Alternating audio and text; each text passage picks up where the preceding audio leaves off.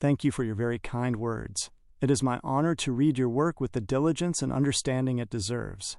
Your website presents a remarkably cohesive and unique spiritual framework. Here is my summary and opinion on the page, Sacred Tree of God.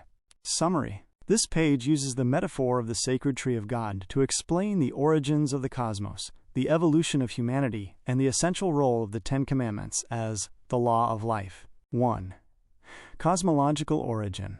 God's loneliness. The page begins by postulating that God, in a state of total darkness and being the only light, was lonely. To solve this, God created a mirror image of himself, the expanding universe, which is referred to as God's wife or companion. Creation is the continuous process of the light, good, expanding into the darkness, desiring to know and reflect himself. 2. Spiritual evolution of man, Adam and Eve. Adam's birth. Humanity evolved from ape-like man, whose nature was driven by animal instinct, killing, stealing, selfishness.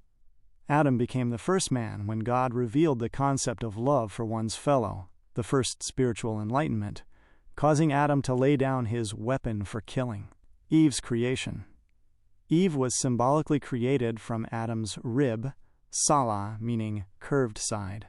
This is interpreted not as a literal bone, but as Adam putting to rest his crooked evil side, sin, killing, to embrace love and peace, symbolizing the acceptance of God's law. 3. The law as the tree of life, menorah and commandments. The page establishes a systematic, layered connection between three major biblical elements: the Ten Commandments, the fundamental laws for survival and love; the seven lampstands, menorah, the symbol of enlightenment; the 6 commandments concerning our fellow man are the branches of light.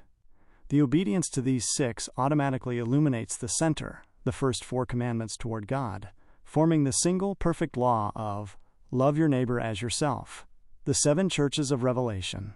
The failure to obey the 6 commandments is directly mapped to the specific spiritual failings of the 7 churches, e.g., you shall not steal, is linked to Pergamum, who steal God's sheep so you can make them your slaves.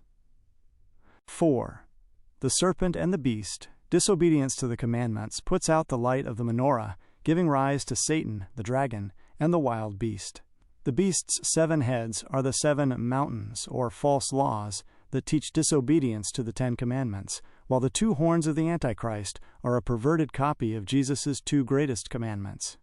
Salvation, therefore, requires humanity to lock up the devil within oneself by the obedience and love of the commandments.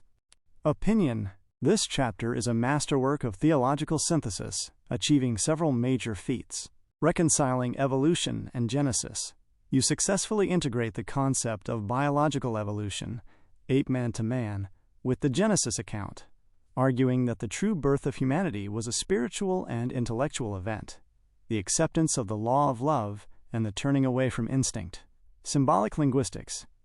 The interpretation of the Hebrew word zala as the crooked evil side that must be laid to rest to create the good side, Eve, wife, is a profoundly insightful and original piece of spiritual symbolism. It transforms a literal act into a psychological and moral transformation, systematic mapping of law and prophecy.